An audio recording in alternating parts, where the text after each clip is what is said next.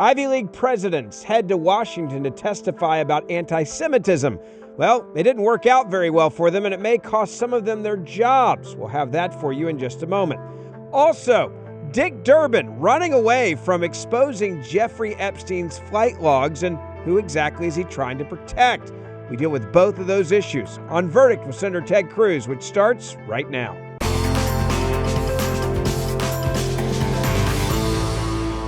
Senator, good to be with you as always in person this week. As if you're listening to this is also a video version as well. You can grab it on YouTube and on Facebook as well. Also, parts of it will be on X, so make sure that you go and see some of these clips that we're going to be having for you if you're listening audio only. I want to start with this shocking week coming out of Washington, D.C. You had the presidents of several of these Ivy League schools. They were asked to come and testify before Congress about anti-Semitism on college campuses. Now, you would think they would have been prepped by their staffs, by their PR groups at the university to how to not screw this up. If they were prepped, everyone that prepped them should be fired because they didn't do anything to make Jewish students feel more comfortable or feel safe on their college campuses. And it really, I think, shocked the nation that these universities clearly were refusing to condemn anti-Semitism on their campus. Well, that's exactly right. This week was very consequential. You know, since October 7th, on this podcast, we have covered in virtually every episode either what is happening on the ground in Israel, what is happening in Gaza, what is happening with Hamas, or the corporate media's bias, pro-Hamas bias, undermining Israel, or the vicious anti-Semitism that we're seeing on the left, whether it's the Squad in the House of Representatives or whether it is on university campuses. I will say the testimony of 3 university presidents that occurred last week in the House of Representatives was extremely consequential. You had the president of Harvard University, you had the president of Penn, and you had the president of MIT. I cannot think of testimony that has gone worse for the witnesses in my time in the Senate. Wow. It was a train wreck. It is reminiscent of, you have to go back more than a decade to when the tobacco CEOs testified before Congress, and it was blood all over the hearing room. I mean, it went badly. These university presidents demonstrated zero understanding of the vicious anti-Semitism that suffuses their institution, zero understanding, zero empathy, and they thoroughly embrace the rot of cultural Marxism, and it was and throughout it all, their testimony, they were smug, they were condescending, that they had a know-it-all attitude, that almost every question, it was, how dare you ask me this question? So let's start with just a little exchange of Elise Stefanik, who is a member of Republican leadership in the House. Elise is a Harvard graduate. She and I together led a letter of members of Congress who are Harvard graduates denouncing Harvard's treatment of Jewish students, denouncing their inability to stand up and condemn October 7th, their inability to condemn the Hamas atrocities. And Elise did a terrific job. Here she's asking what should be a very simple question. How many Jewish students are there on campus at Harvard? Give a listen. Dr. Gay, according to the Hillel College Guide, the Crimson Freshman Survey, and even Harvard's own Education Next journal, the population of Jewish undergrads at Harvard has plummeted from roughly 25% in the 1980s to between 5 and 10% now. Why is that? That is not data that we collect as part of the admissions process, so I can't speak to those numbers or to the trajectory. So what is the percentage of students who are Jewish at Harvard in undergraduate now? We do not collect religious affiliation as part of the admissions process. Do you not rely on data collected by Harvard Hillel, which you visited for the first time after October 7th? I'll just be honest with you. When I was a freshman, I enjoyed going to Harvard Hillel and had the opportunity to celebrate Shabbat dinners with my fellow undergrads. The fact that it took you until after October 7th to go to Harvard Hillel is unacceptable. Yield back. I mean, Senator, you listen to that. There's a lot of data, and universities love sharing data about how diverse their student body is. I remember going back on trips as a when you're trying to figure out where you're going to go to college, and they had every breakdown of everything. I guarantee they probably know how many transgendered students are on campus. Yeah, let's cut to the chase. She's lying. She's flat out lying. I do not believe her. Listen, this is the Harvard admissions process that is the most Bean County admission process ever. They've got a quota for one-legged transgender opera singers. Like it is, and by the way, it is Harvard, at Claudine Gay's direction, that was litigating in the Supreme Court to defend their right to discriminate based on race. Yeah. So, and by the way, she says, we don't keep track of religious affiliation. Well, being Jewish is two things. It is a religion. Judaism is a religion, but it is also an ethnicity. There are people who are ethnically Jewish. There are people who are ethnically Jewish who can religiously be another faith. They can be Christians. There are Messianic Jews who are ethnically Jewish, but yet their religion is Christianity. There are Jews who are atheists, who do not follow Judaism, but are nonetheless Jews. And by the way, there are people who are non-Jews who nonetheless convert to the Jewish faith. So when she says, well, we don't know how many Jews there are, I do not believe her. And in fact, I would be willing to wager a large amount of money the statement that we don't collect the data on how many Jews there are in the admissions process is a flat-out lie, because they certainly look to race and ethnicity, and being Jewish is an ethnicity. And let me point out also a broader irony. Look, Harvard has a terrible record when it comes to racial discrimination. Harvard is an institution that believes in racial discrimination. In the 1950s, Harvard had what were called Jewish quotas. They capped the number of Jews who were allowed into their classes, and they formally capped them because, and they were starting to move to a more meritocratic admissions process, and Jewish students were doing well. They were getting good test scores, good grades, so they were getting in on merits in a higher percentage, and so Harvard stepped in and said, we don't want too many Jews. And so they put Jewish quotas in place. So for a Harvard professor, the president of Harvard, to say, well, we don't know. Look, Harvard Hillel is a student organization on campus. I have to admit, the stats that Elise Stefanik just said. Yeah, we actually, that was shocking just on its face. I mean, I can tell you, when I was at Harvard for law school, when I was at Princeton for undergrad, the stats she mentioned when she was there, it was about 25% Jewish. That feels about right to me of what it was then. I don't know the stats from my time there, but it was a significant percentage of the class. A lot of my friends were Jewish. It was a large percentage of the class. If Harvard is down to 5 to 10%, that is a stunning drop, and you would think Harvard Hillel would keep those records. It says a lot that the president of Harvard had never been to Harvard Hillel, so apparently when it comes to student groups, that's not one she cares about at all. But number two, there is a blind spot. University administrators are bathed in cultural Marxism, in the views of the radical left. For people that listen, they may not know the definition of cultural Marxism. We talk about it a lot, especially in this context today. Can you just give that definition again? Because I think it's so important they understand it. Well, Karl Marx, when he wrote the Communist Manifesto, he laid out a view of the world, and it was a view based on economic determinism. And it was a view of inevitable conflict between oppressors and victims. And for Marx, he used a socioeconomic lens, so the oppressors were the owners of capital, and the victims were the proletariat, the working men and women, and the solution that he advocated was the violent revolution of the proletariat against the oppressors.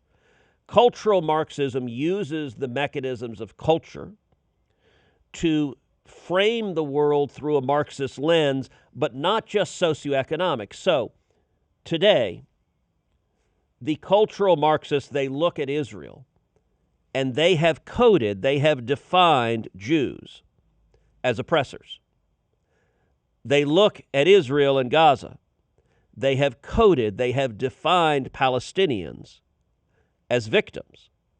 Once that is the case, ideologically, the cultural Marxists support the violent revolution of the so-called victims against the so-called oppressors. It's why 35 student groups at Harvard cheered on the Hamas atrocities and said every murder, every rape, every child that was slaughtered is 100% the fault of Israel, because cultural Marxists celebrate when so-called victims are murdering so-called oppressors. It's why Black Lives Matter, the Chicago chapter, sent out a tweet of a paraglider, the same paraglider that Hamas terrorists used to murder hundreds of Israelis at the outdoor music concert, saying, "We stand with Palestine." They're celebrating the mass murder of civilians. Why? Because in their worldview, those civilians were the oppressors, and so they root for the violence. These administrators, the reason why you're seeing such vicious anti-Semitism on campus is they have bought into the view that Jews are colonial settlers, they are oppressive, and so we should all celebrate, in their view, when the oppressors are slaughtered. It is grotesque, and we're going to play right now a segment of questioning that is enormously consequential. I'll tell you, what you're about to watch, what you're about to listen to, has already resulted in one of these three witnesses being fired. As we stand here today, Liz McGill, the president of Penn, lost her job because of how she answered this question. By the way, the chairman of the board of trustees of Penn lost his job because of how Liz McGill answered this question. So that's one, and I think we could easily see all three of these college presidents lose their jobs because of this testimony. So if you're watching on YouTube, watch and see their expressions. If you're listening, give a listen. At MIT, does calling for the genocide of Jews violate MIT's code of conduct or rules regarding bullying and harassment? Yes or no? If targeted at individuals, not making public statements. Yes or no? Calling for the genocide of Jews does not constitute bullying and harassment? I have not heard calling for the genocide for Jews on our campus. But you've heard chants for intifada. I've heard chants, which can be anti-Semitic depending on the context, when calling for the elimination of the Jewish people. So those would not be according to the MIT's code of conduct or rules? That would be investigated as harassment if pervasive and severe. Ms. McGill, at Penn, does calling for the genocide of Jews violate Penn's rules or code of conduct? Yes or no? If the speech turns into conduct, it can be harassment, yes. I am asking specifically calling for the genocide of Jews. Does that constitute bullying or harassment? If it is directed and severe or pervasive, it is harassment. So the answer is yes. It is a context-dependent decision, Congresswoman. It's a context-dependent decision. That's your testimony today. Calling for the genocide of Jews is depending upon the context. That is not bullying or harassment. This is the easiest question to answer yes, Ms. McGill. So is your testimony that you will not answer yes? If the yes or no? If the speech becomes conduct, it can be harassment, yes. Conduct meaning committing the act of genocide? The speech is not harassment? This is unacceptable, Ms. McGill. I'm going to give you one more opportunity for the world to see your answer. Does calling for the genocide of Jews violate Penn's code of conduct when it comes to bullying and harassment? Yes or no? It can be harassment. The answer is yes. And Dr. Gay, at Harvard, does calling for the genocide of Jews violate Harvard's rules of bullying and harassment? Yes or no? It can be, depending on the context. What's the context?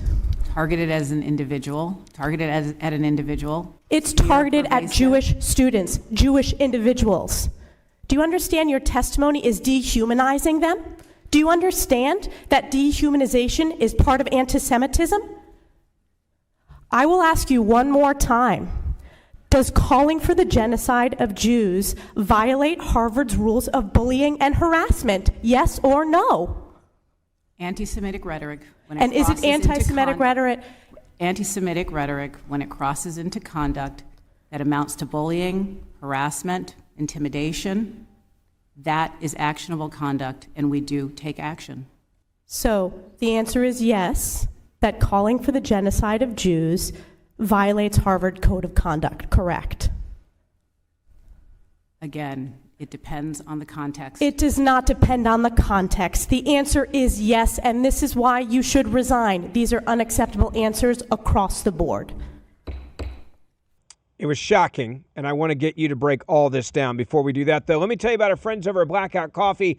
There's a lot of woke cups of coffee that are out there that you can buy. You probably know the companies that I'm talking about right now. But how would you like to start your day off with a premium cup of coffee from a conservative company? It is Blackout Coffee. Now, I start radio every day at 7 a.m. I've got to wake up, and I want to be awake, not woke, and that's why I want you to know about Blackout Coffee. Blackout Coffee is 100% committed to conservative values, from sourcing the beans to the roasting process to customer support and shipping. They embody true American values, and they accept no compromise on taste or quality. Now, I like a great cup of coffee, and that's what you get from Blackout Coffee. And you can try Blackout Coffee right now at a huge discount. You can go to blackoutcoffee.com/verdict. That's blackoutcoffee.com/verdict. Use the promo code VERDICT. You're going to get 20% off your first order, so you're going to save big. Plus, if you've got a coffee drinker on your Christmas list, check out all of their gift sets at blackoutcoffee.com/verdict. 20% off those Christmas gifts as well. Check them out. So, if you like great coffee, you're going to love Blackout Coffee. You're going to love knowing that you're getting an American cup of coffee right here in the U.S. that is a company that's family-owned and operated as well. blackoutcoffee.com/verdict. Use promo code VERDICT for 20% off. Senator, you look at that testimony. You don't go before Congress without getting ready for it. These presidents were not caught off guard. No. They knew that this was going to be a rigorous back and forth, and they were deliberate in their anti-Semitic stance here. This was not an accident. All three of those presidents side with the protesters.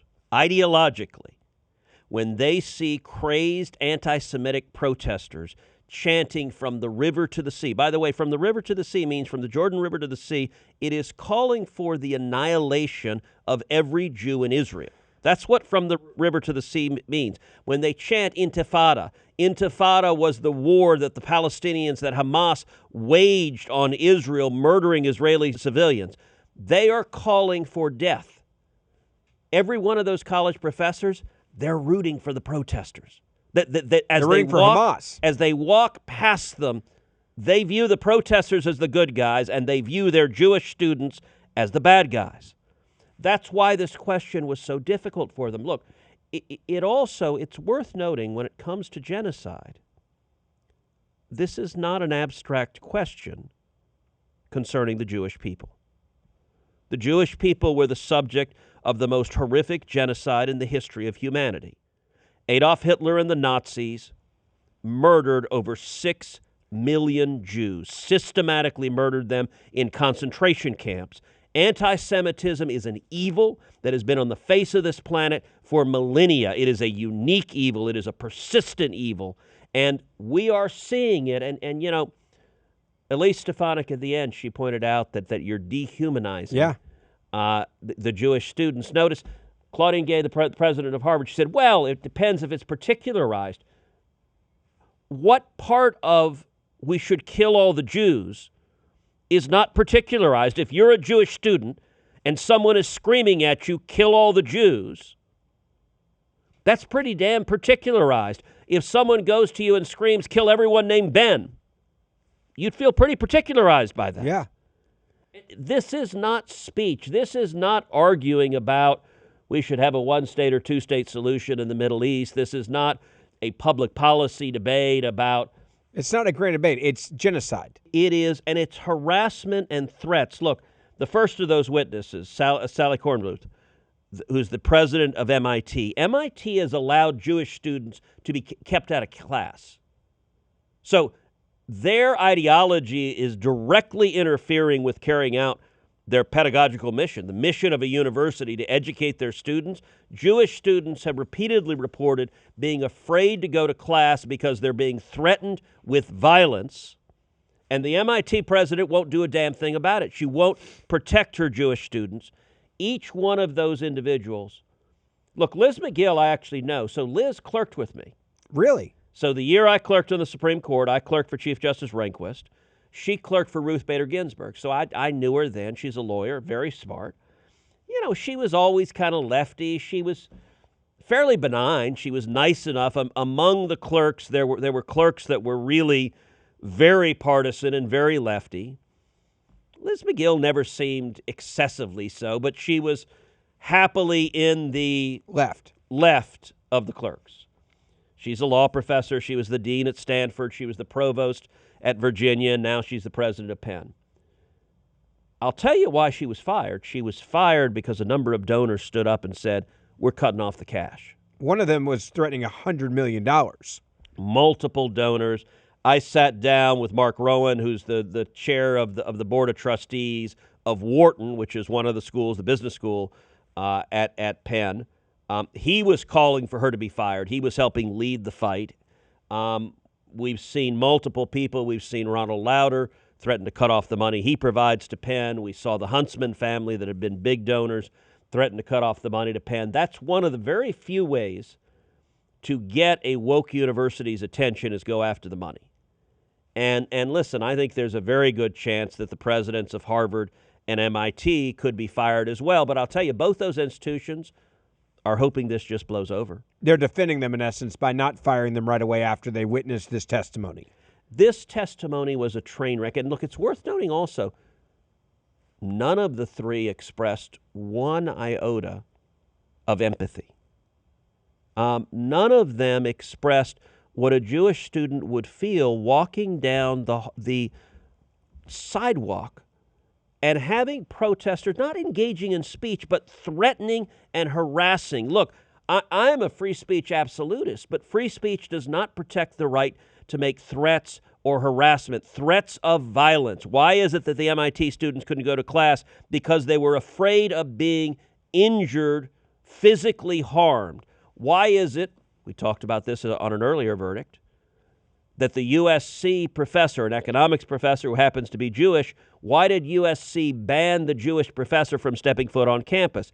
Because anti-Semitic protesters threatened him with violence.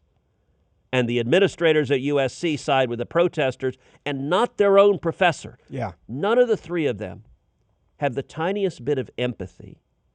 Look, we've seen footage of students at Harvard, Jewish students at Harvard, being harassed. There's a difference between engaging in free speech and engaging in active harassment. And by the way, all three of them hate free speech.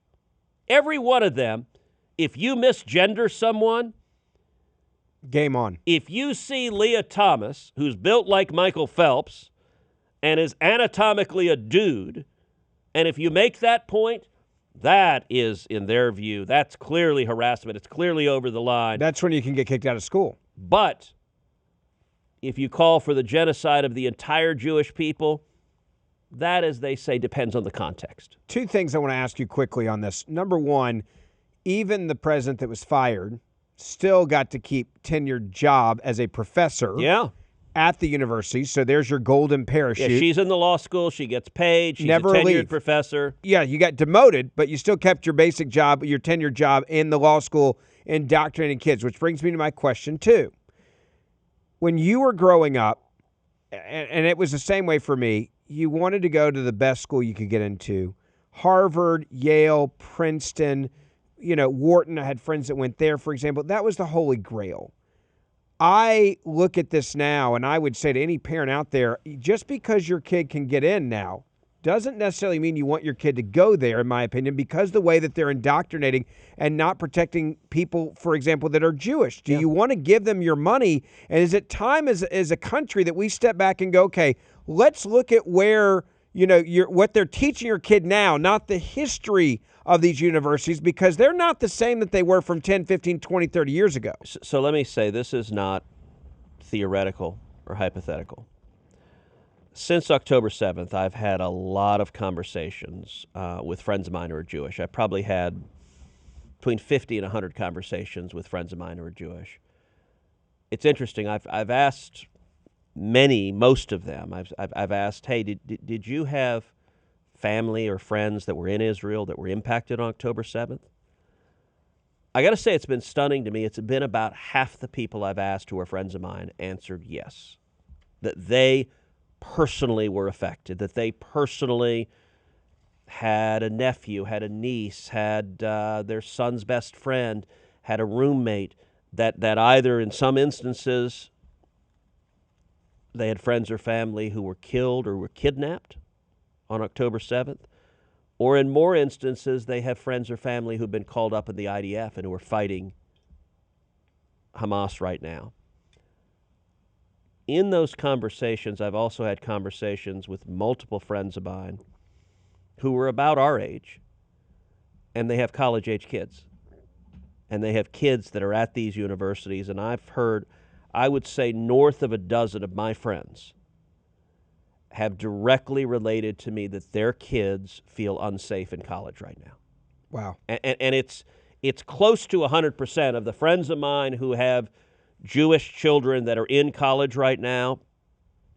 Pretty much all of them are saying their kids are reporting they don't feel safe, they don't feel protected, they're afraid to go out.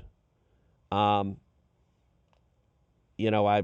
friend of mine was discussing how his daughter and another group of Jewish students, they were studying abroad in Spain, and they decided when they were traveling around in Spain, and they decided when we book the train tickets, when we book the hotel tickets, we'll have the friend of ours who has the least Jewish sounding name, we'll book it under that name, because they're afraid of violence. Unbelievable.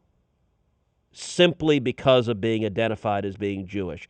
This is real, it is pervasive, and these universities are teaching this, they're indoctrinating this, they're allowing this hate to fester, and it's grotesque. I want to tell you real quick about our friends over at Patriot Mobile. If you are just sick and tired of giving your money to woke corporations, especially Big Mobile, who have been giving countless dollars to Democrats as well as to Planned Parenthood, then you need to look at Patriot Mobile and make the switch. They've been in business now for a decade.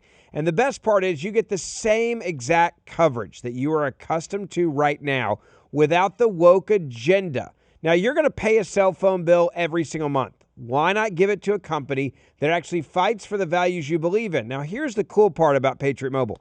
Every month when you pay your bill, they take a portion of that bill at no extra cost to you, and they actually give it back to conservative causes and organizations. We're talking about organizations that fight for the rights of unborn children, organizations that fight for our First and our Second Amendment rights.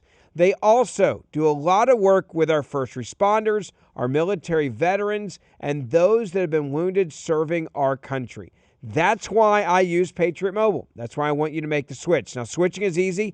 They've got a 100% U.S.-based call center, meaning they can help you switch no problem. You just got to call them, 972-PATRIOT. And when you do, use the promo code VERDICT. You'll get free activation and the best deals of the year.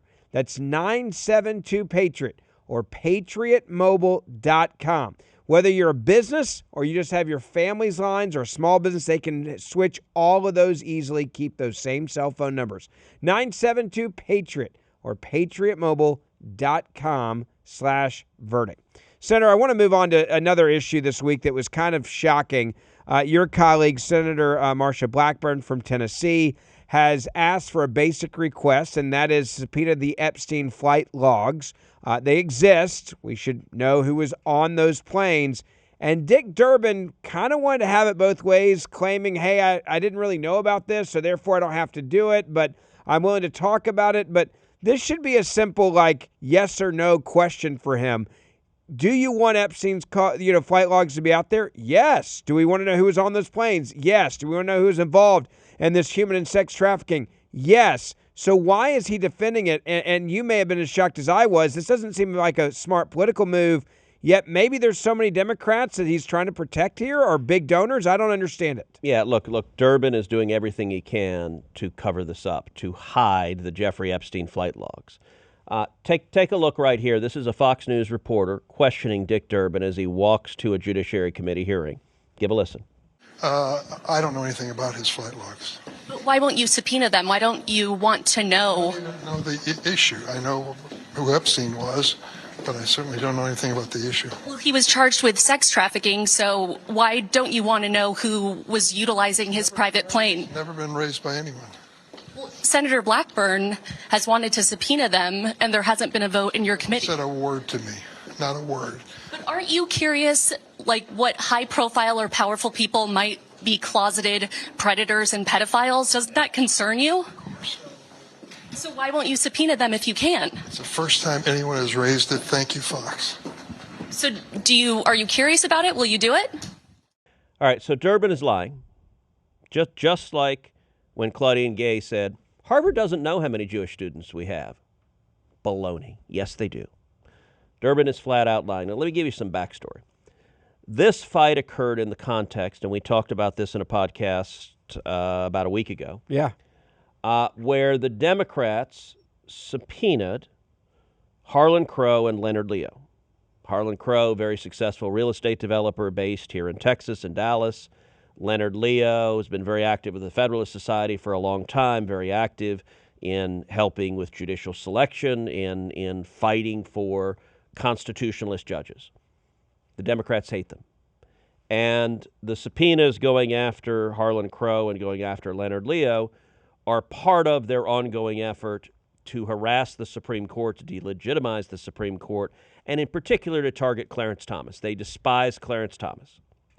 So in response to that, a number of Republicans had different amendments that we were pushing, that if they were going to force a vote on these subpoenas, we were going to force a vote on our amendments. So when we went into it, I had an amendment that would subpoena the GPS data for Hunter Biden's cell phone and Joe Biden's cell phone at the exact moment that Hunter Biden sent the WhatsApp text to the Chinese communists saying, I'm sitting here next to my father.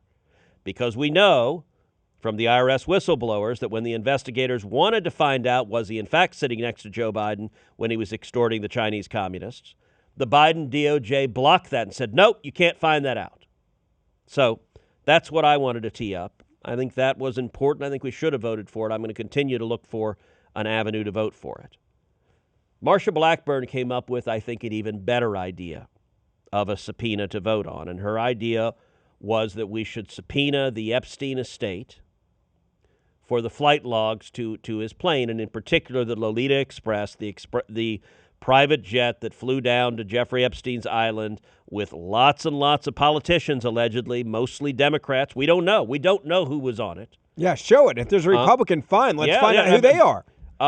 Now, we do know that Epstein was an original friend of Bill, that he was very close with Bill Clinton. He was so close with Bill Clinton. Do you know what Jeffrey Epstein had hanging on the wall in his living room? Maybe one of the creepiest, weirdest things ever. Yeah, go ahead and tell everybody, because it's truly shocking. A painting of Bill Clinton wearing a blue dress Monica and wearing Lewinsky. red high-heeled pumps. Like, it's just weird. Yeah. That's what Epstein had hanging on his wall in his New York house.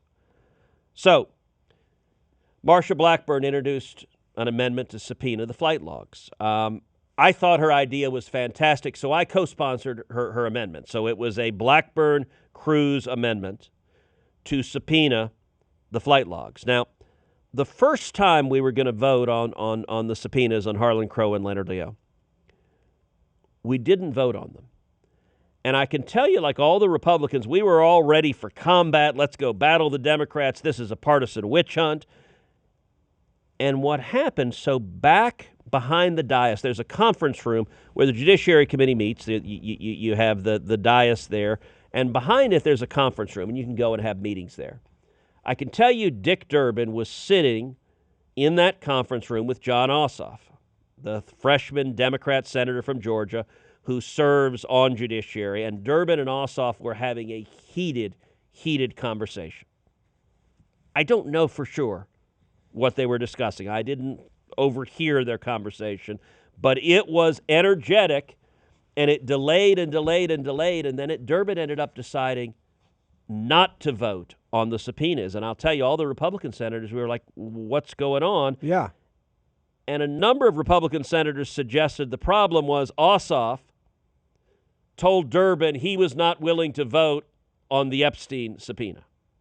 Now, I don't know if that's because he didn't want it voted on or he didn't want to vote no. I don't know why, and I don't know if it's true. I mean, Durbin never explained any of it to us. He just canceled it.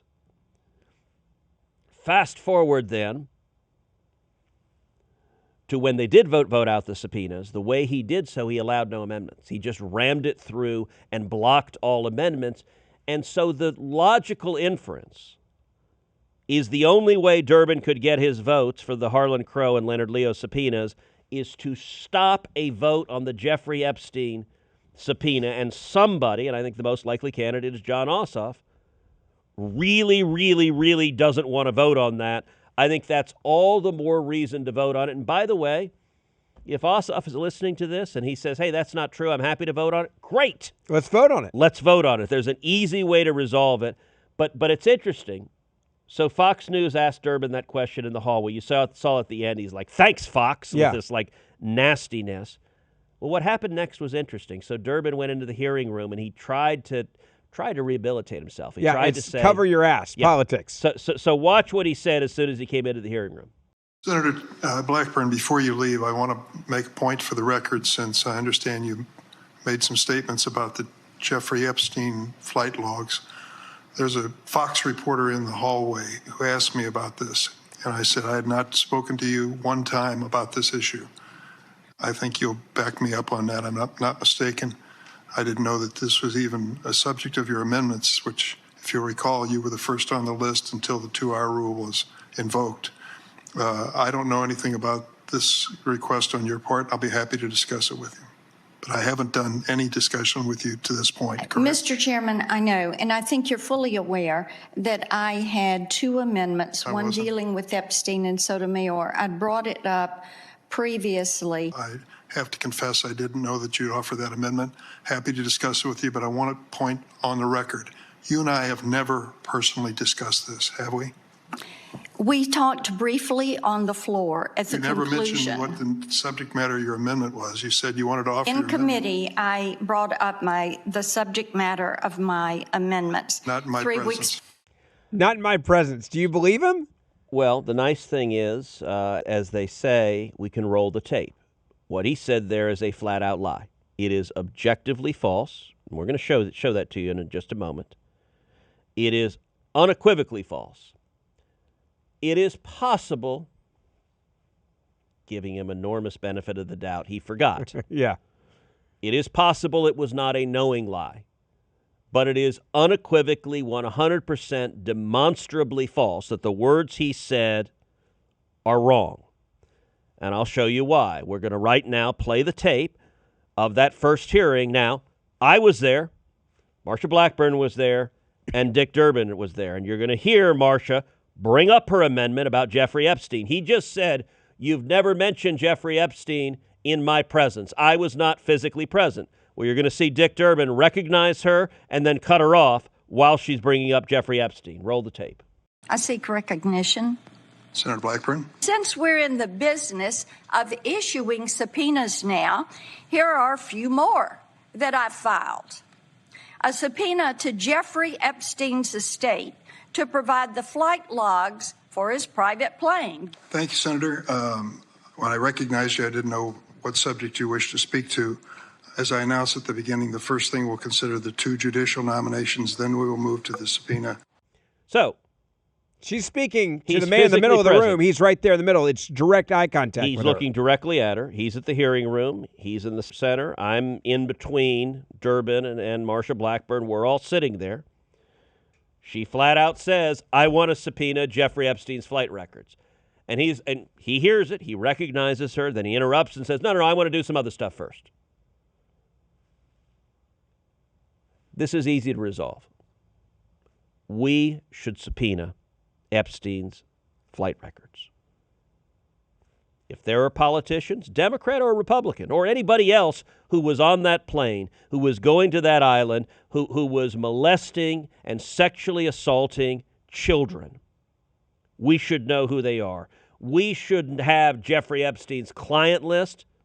And the fact that the Democrats are apparently in a full-on panic. I don't know if Durbin knows somebody on that list, Or multiple people. Or I don't know if they're just afraid. I don't know what their fear is, but they're plainly terrified of voting on it. And if I'm wrong, Durbin can solve it very easily by bringing it up for a vote and issuing the subpoena. And to be clear, when we subpoena those flight logs, we should make them public. I will tell you this, one of my favorite moments in all of Senate Judiciary was when John Kennedy leaned forward at a hearing and he said, Christmas tree ornaments and Jeffrey Epstein, two things you know didn't hang themselves. And this is why he is a legend of the Senate. I almost laughed out a lung, and I'm sitting there. John sits a couple of seats to my right. I almost fell over. I was like, I cannot believe he just said that in a live and open hearing of Senate Judiciary. He did, but it seems to me, I don't know if Jeffrey Epstein had a visit from Hillary Clinton late at night. I don't know what happened. But it seems to me Dick Durbin really, really, really doesn't want you to know what happened. You can protect your retirement in this crazy economy with a gold IRA. Now, the question is, who do you call? Well, let me tell you why I trust Augusta Precious Metals and why I actually use them. Because they give you knowledge and information before you do anything. You've seen what's been going on in the economy. You've seen what's happened with inflation, interest rates, and our nation's debt. Having part of my investment portfolio in physical gold gives me peace of mind. Now, I love Augusta Precious Metals because they will sit down with you for free and answer all of your questions in a one-on-one web conference. They also can send you the free investor's guide on gold, so you can actually read it beforehand and then have all your questions that you want to ask. There are a ton of companies out there that sell gold. There's no doubt about it. You want to find a company that answers your questions and explains to you if a gold IRA or a 401k is right for you. They'll even tell you if it's not right for you. So call them right now, 877-4-GOLD-IRA. That's 877-4-GOLD-IRA. You can also go online to AugustaPreciousMetals.com. Get the free investor's guide on gold and then set up that web conference so you can ask every question you have about gold and an IRA or a 401k as part of a diversified portfolio. AugustaPreciousMetals.com. Senator, last question for you, bonus question. I'm going to throw this one at you because I just got to know what you think. In theory this week, there's a guy by the name of Hunter Biden that's supposed to show up to testify. He's been subpoenaed. He's supposed to be behind closed doors. He's supposed to show up and answer questions. It's something that Donald Trump's kids had to do for hours on end. They didn't make him an excuse for not showing up. Will he or will he not show up this week in your opinion? Look, there are a lot of times where I have strong senses of probabilities. I have to say I really don't know. I put it at about 50-50. Wouldn't surprise me at all if he did show up, but it would not surprise me if he didn't. If he doesn't show up, the House will hold him in contempt. But if the House holds him in contempt, the Biden Justice Department is not going to prosecute the contempt finding. And so just like Eric Holder was held in contempt of Congress, if the House holds Hunter Biden in contempt and the Biden DOJ refuses to do anything about it, Hunter gets off scot-free. So actually, as I'm talking about it, I'm talking myself into... You're coming to my side on this. No way he shows up. I'm talking myself into 60-40 he doesn't show up. All right. I say 100% he doesn't show up. All right. We're going to cover it this week. That I can promise you. So don't forget, it's going to be a very big week with the Hunter Biden investigation. Do not miss a single episode. Hit that follow, subscribe, or auto-download button wherever you get this podcast. Apple has changed their algorithms. We've heard from a lot of you. You got to go back in there. Make sure you hit that follow button. If you don't auto-download so many episodes, they'll actually shut it off. It's very weird how their new algorithm works, so make sure you do that. Plus, we have our weekend recap every Saturday. So if you miss some episodes during the week, we grab a few different things from later in those episodes and put them in our best of on Saturdays. And the Senator and I will see you back here on Wednesday morning.